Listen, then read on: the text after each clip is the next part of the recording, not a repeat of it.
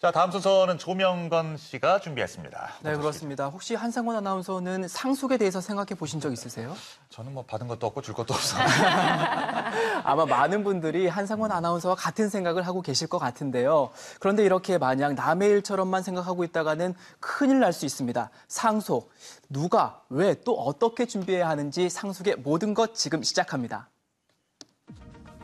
아직은 많이 낯선 단어 상속. 그동안 나와는 관계없는 동떨어진 단어라고만 생각하셨나요? 7,800만 원을 어마어마한 돈을 납부하라고 세무서에서 왔는데 받는 사람은 너무 황당하죠. 미리 준비하지 않으면 막대한 손해를, 하지만 아는 만큼 절세가 가능한 상속에 대해 준비했습니다. 삼성 이건희 회장의 세간의 이목을 집중시킨 재벌가의 상속 분쟁. 시민들은 상속에 대해 어떤 생각을 가지고 있을까요? 상속에 대해서 평소에 뭐 생각하고 계신 거 있으세요? 모르겠어요. 뭐 물려받을 재산도 별로 없고 줄 재산도 없으니까 생각 안 해봤는데. 그런 걸 잘못하게 되면은 형제간에도 우애도 깨지고. 관심을 내가 가지고 있는 분야가 아니라서. 상속은 정말 부자들만의 이야기일까요?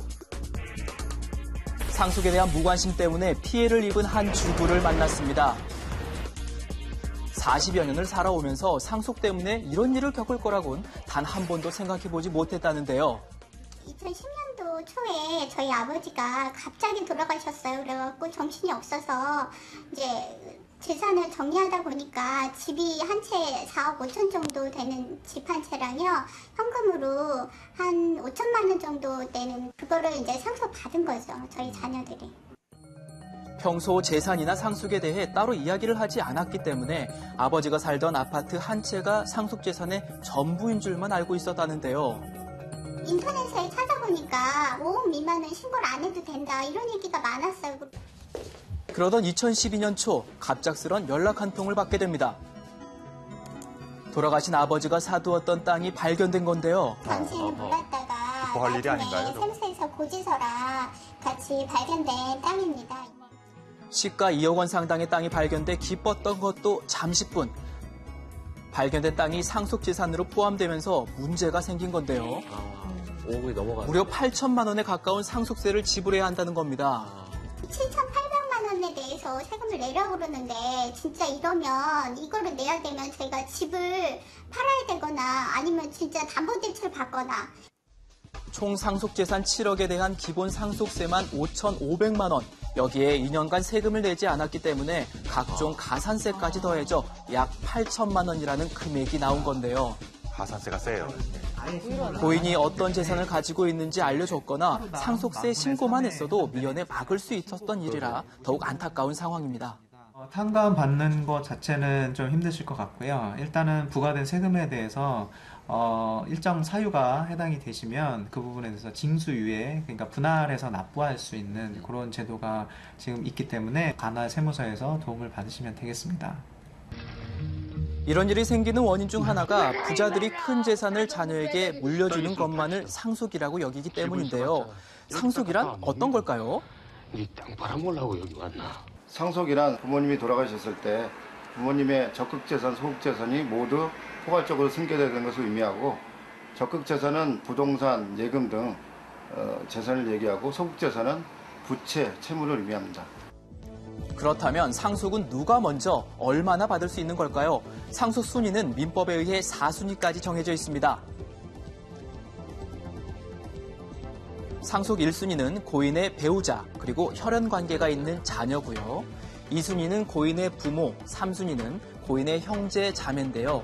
만약 앞순위의 상속인이 한 명이라도 있을 땐 뒷순위 상속인들에겐 상속이 이루어지지 않습니다.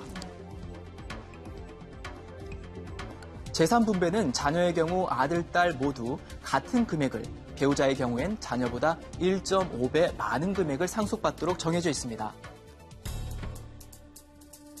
이번엔 유언장 때문에 발생한 상속 분쟁 사례입니다. 가족끼리 상속 문제를 놓고 갈등이 생기는 큰 이유 중에 하나가 바로 유언장인데요. 다음 사례는 세 형제 중 장남에게만 모든 재산을 물려준다는 아버지의 유언장이 문제가 된 경우입니다. 아버지가 사망하면서 유언장, 자필 유언장을 남기신 경우인데, 그 자필 유언장에 아버지가 살고 있는 주소를 제대로 기재하지 않았기 때문에 여자 형제들이 장남을 상대로 유언장 무효라는 판결을 받아서 자신의 상속분을 돌려받은 경우가 있습니다. 형제끼리 돈 갖고 추하게 이래야 되겠어요? 추하게요? 형수님 말씀 한번 잘하셨네요. 형수님이 더 추해요. 가족을 한순간에 갈라서게 만드는 상속 분쟁을 방지하기 위해선 법적으로 아무런 문제가 없는 유언장을 작성하는 게 무엇보다 중요한데요. 유언장은 반드시 자필로 쓰고 작성일자와 주소, 성명, 날인을 해야만 법적으로 인정됩니다. 실제 유언장이 법적으로 효력을 갖지 못할 경우를 판례를 통해 살펴볼까요? 유언장에 주소를 쓰지 않아서 상속이 무효화된 경우도 있고요. 자필로 쓰지 않고 컴퓨터로 작성하는 바람에 효력을 잃어버린 경우도 있습니다. 또 유언장에 날인을 제대로 하지 않아도 작성 날짜가 없어도 법적으로 인정받을 수 없습니다. 상속세를 준비하지 않아도 자산을 잃어버릴 수 있는데요. 유언장도 완벽했지만 단 하나 상속 방법이 잘못된 경우입니다. 잘못된 상속으로 인해서 재산을 잃어버릴 경우가 있습니까? 물론입니다. 실제 그런 경우가 있습니다. 죽기 전 재산 규모와 각 자녀에게 돌아갈 상속분까지 유언장에 작성해 놓은 고인. 유언대로 큰아들에겐 시가 50억 상당의 건물이, 남은 두 형제에겐 각각 10억의 건물이 상속됐습니다. 많은 재산을 상속받은 장남에겐 곧 상당한 금액의 상속세가 부과됐는데요. 모든 재산을 부동산으로 남겼기 때문에 상속세를 마련하지 못했습니다. 결국 50억 건물은 공매로 조각조각 넘겨져 자산 가치가 사라지게 된 겁니다. 상속세에 대한 준비가 되어 있지 않다면 금융자산의 유동성 부족으로 최악의 경우 부동산의 금매나 공매 등의 재산 손실이 발생할 수 있습니다. 그렇기 때문에 예기치 못한 상속 발생 시에 상속세 납부 재원으로 종신보험을 활용하시는 것이 하나의 좋은 방법입니다. 그렇다면 상속을 받을 때 세금을 아낄 수 있는 방법은 없는 걸까요? 상속재산 조회를 일단 해보시는 걸 권해드리고요. 사전에 증여된 부분이 있다면 그 부분도 상속재산에 포함이 되어야 합니다. 발견되지 않은 재산에 대해서는 아까 말씀드렸던 것처럼 상속재산 조회를 통해서 조회를 하셔서 그것을 모두 합산하셔가지고 상속세 신고를 하셔야 합니다. 어렵고 복잡한 상속, 그중 기억해두면 상속에 대한 상식 OX로 알아보겠습니다. 상속재산이 10억 미만이면 상속세금은 무조건 공제될 수 있을까요? 정답은 무조건 공제받을 수 없습니다. 배우자가 있는 경우에는 10억 원, 배우자가 없는 경우에는 5억 원까지 공제가 가능하신데요. 상속세 신고를 할 때 미리 증여받아 세금까지 낸 재산은 함께 신고하지 않아도 괜찮을까요? 정답은 X. 세금을 냈어도 반드시 신고해야 합니다. 사전 증여를 하시고 증여세를 납부하셨다 하더라도 상속인의 경우에는 10년의 그 사전 증여분에 대해서 합산해서 상속 재산에 포함하도록 하고 있습니다. 따라서 상속세 신고를 하셔야 하고 다만 증여세를 부담한 부분에 대해서는 증여세 공제를 해주는 부분이 있기 때문에 반드시 포함하셔서 상속세 신고를 하셔야 합니다.